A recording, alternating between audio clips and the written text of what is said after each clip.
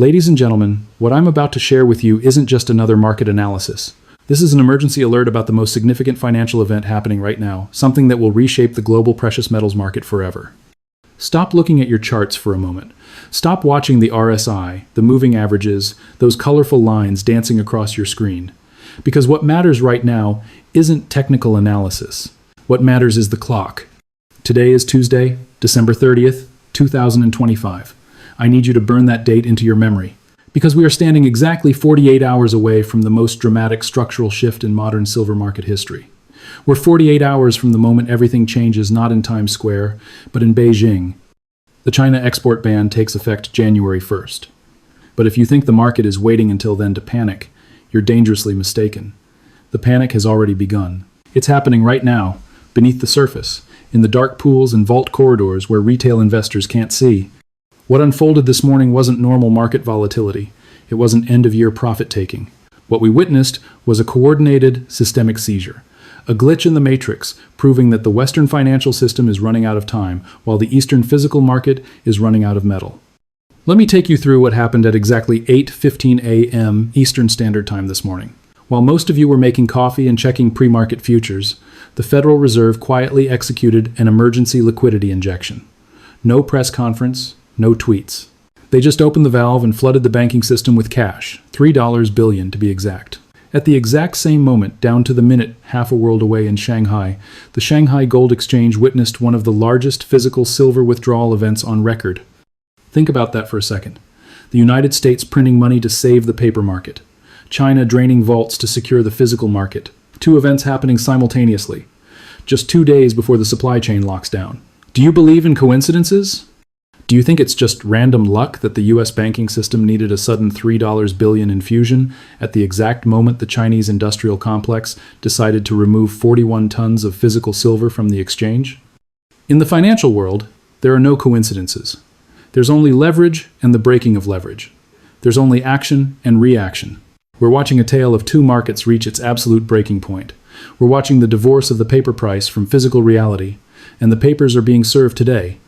On one side, you have the paper system in New York, the COMEX, the world of derivatives, high-frequency trading, and promises to pay. This system is so stressed, so fragile, so over-leveraged that it required a $3 billion emergency patch job before the market even opened, just to keep the gears from grinding to a halt. Think about what that means. $3 billion.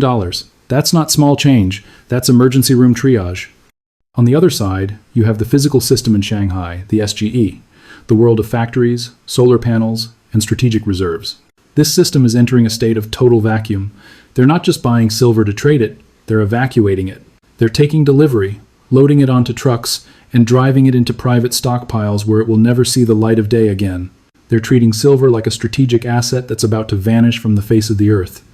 This is the definition of a squeeze. But a squeeze isn't just a price going up on a chart. A squeeze is when the paper price and physical reality collide violently.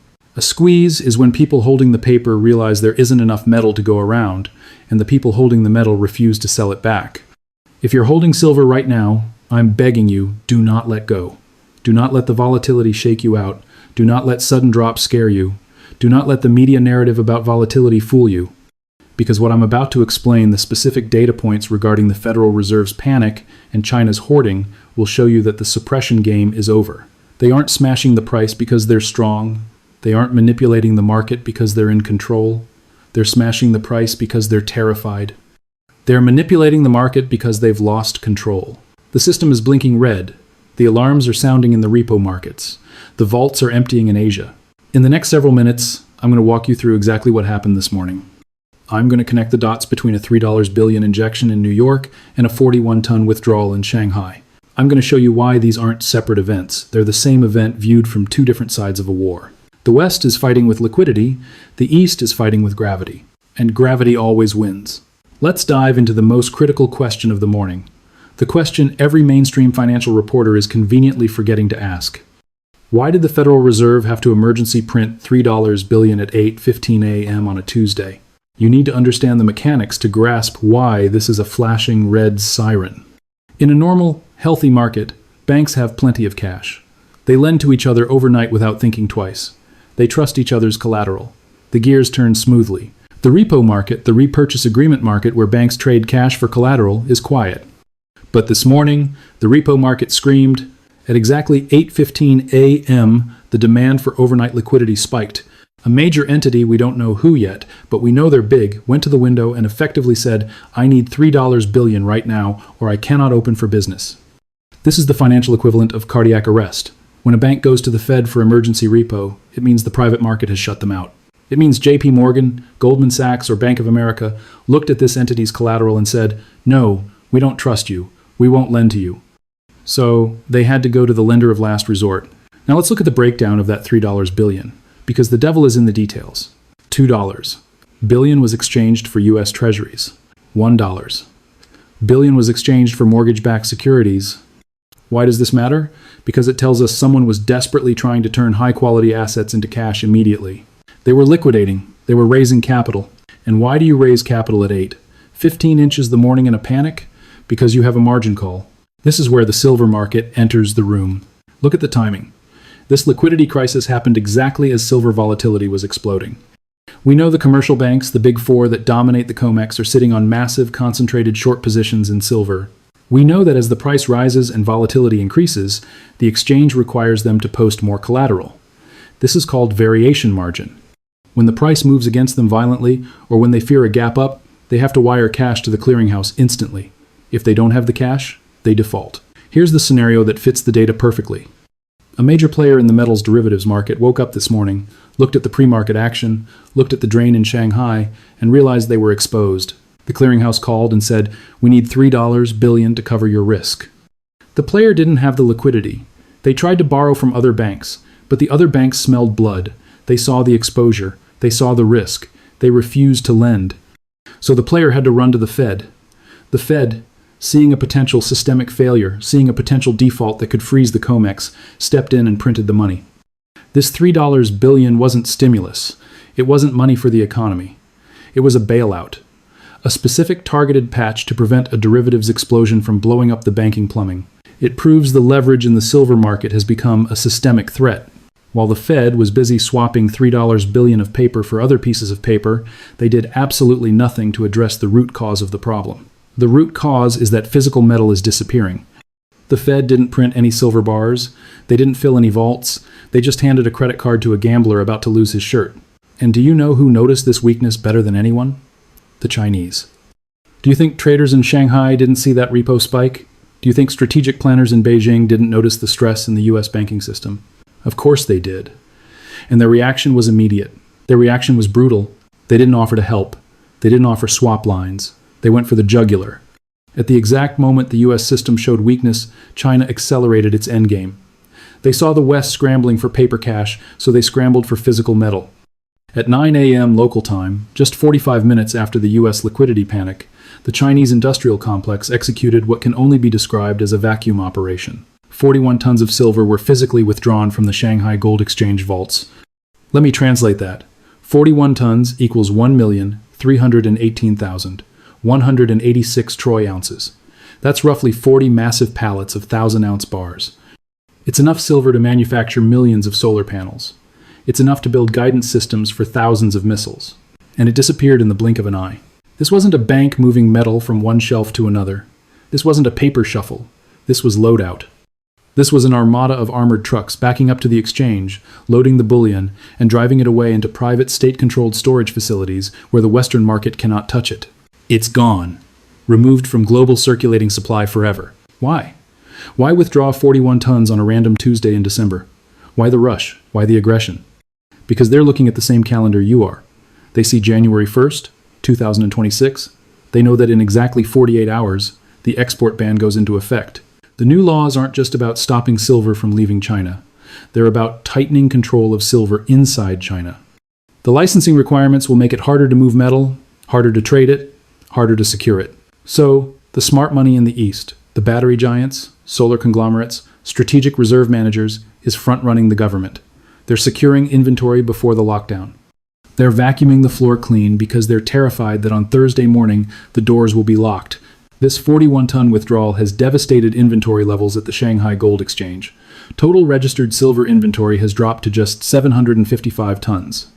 That sounds like a lot, until you realize China consumes thousands of tons a year. 755 tons is a historic low. It's the red zone. It represents barely a few weeks of industrial demand. The cupboard is effectively bare. This is why the premium in Shanghai is expanding out of control. While the COMEX in New York manipulates the paper price down to $75.32 using leverage and Fed bailouts, the physical price in Shanghai has completely detached. We're seeing a spread of over $5 an ounce. In Shanghai, silver is trading north of $80. In New York, it's $75. Think about the absurdity of that $5 arbitrage. In a free market, traders would buy in New York and sell in Shanghai until prices matched. They would move the metal, but they can't. The vacuum operation proves the metal is trapped. The arbitrage is broken because the flow is one way. The West is selling paper promises. The East is taking physical delivery. This 41-ton withdrawal is the ultimate vote of no confidence in the paper price. Chinese buyers are looking at $75 and laughing. They know it's a lie. They're happy to pay $80 or $85 just to get the metal into their possession before January 1st. The timing, I keep coming back to the timing, is the smoking gun of coordination. Do you think it's an accident this massive physical raid happened the same morning the Fed showed weakness? No. China smells blood. They saw the U.S. banking system stumble at 8:15 a.m. with a $3 billion injection. They realized the Western shorts are vulnerable, so they ramped up the pressure by draining 41 tons of physical metal. They're twisting the knife.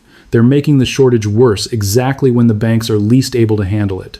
It's a pincer movement. To truly understand why the price of silver is $75.32 instead of $100, we have to look at the casino floor in New York. We have to look at the COMEX. While the Chinese were moving heavy bars of real metal, traders in New York were playing a video game. They were trading paper silver. The volume numbers that came out today aren't just anomalous, they're mathematical obscenities. In a single trading session, the COMEX traded 276,000 contracts. Each contract represents 5,000 ounces of silver. 276,000 times 5,000 equals 1.38 billion ounces. Let that sink in. 1.38 billion ounces. That's nearly 2 years of global mining production traded in 6 hours on a Tuesday in December. Do you really believe 2 years' worth of silver changed hands today? Do you believe mines in Mexico and Peru dug up 1.38 billion ounces overnight and shipped it to New York? Of course not. It's a fantasy. It's a digital illusion. It's high-frequency algorithms trading the same paper contracts back and forth thousands of times a second, creating a storm of fake supply to drown out real demand. But here's the statistic that exposes the scam. Out of that ocean of 1.38 billion paper ounces, how many ounces were actually stood for delivery? How many contracts actually resulted in someone saying, "I want the metal"? 69 contracts. Not 69,000, just 69. 69 times 5,000 ounces equals 345,000 ounces. Let's look at the ratio. On one side, you have 1.38 billion ounces of paper volume. On the other side, you have 345,000 ounces of physical reality. The leverage ratio is 4,000 to 1. For every 4,000 ounces of paper silver sold on the screen today, only one single ounce of physical silver actually moved. This is not a market. This is fraud. This is a fractional reserve Ponzi scheme that makes crypto markets look stable. They're diluting the price by flooding the world with 4,000 claims for every one bar that exists. If you print 4,000 fake tickets for every one seat in the stadium, the price of the ticket collapses. That's basic economics. But the stadium, the physical vault, is still empty. This fraud is exactly why the physical market has finally decided to divorce the paper market. The 41-ton withdrawal in Shanghai is the physical market walking away, and now the price is walking away too. We're witnessing a historic bifurcation. The two prices are splitting apart. The Shanghai Gold Exchange closed at an equivalent of $80.72. The COMEX spot price, $75.32. That's a $5.40 spread, a premium of over 7%. In the world of arbitrage, a 7% spread is free money. It's a flashing neon sign that says the market is broken. Why aren't banks buying at $75 and selling at $80? Because they can't get the metal out of the COMEX. And they certainly can't get it into China before the January 1st deadline. The bridge has collapsed. Oh, see the full picture. To understand why this is a war and not just a market correction, you have to look at the timeline. When you see the sequence, you'll realize this wasn't a series of accidents. It was a choreographed battle between two financial superpowers. Let's reconstruct it minute by minute. 8:15 a.m. Eastern Standard Time, New York is waking up. The Federal Reserve hits the panic button. They inject $3 billion of emergency liquidity into the repo market. Why 8:15? Because that's exactly when European markets are closing and U.S. books are opening. It's the moment of settlement. One bank didn't have the cards. They were short silver, facing a margin call they couldn't pay. The Fed stepped in to prevent a default that would have frozen the COMEX before the opening bell. 9 a.m., 45 minutes later, data hits internal terminals.